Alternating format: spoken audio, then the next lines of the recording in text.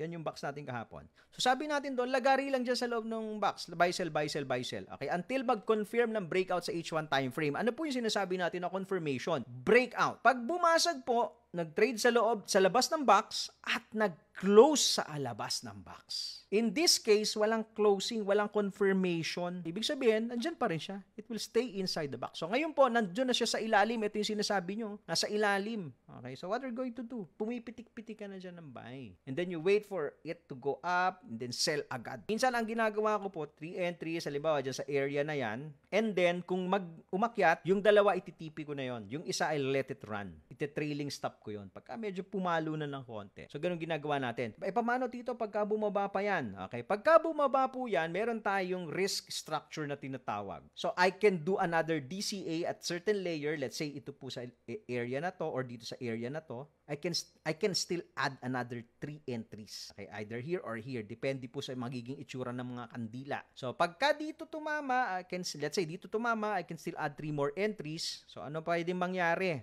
Okay, this is a mean reversion strategy.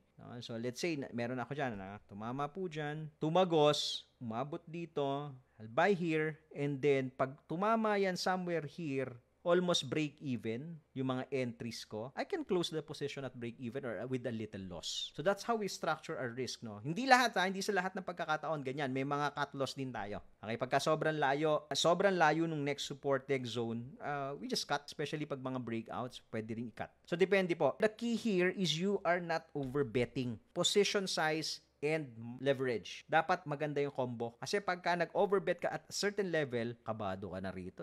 Yari ka na, kinakabahan ka na. Follow for more Tito Moves!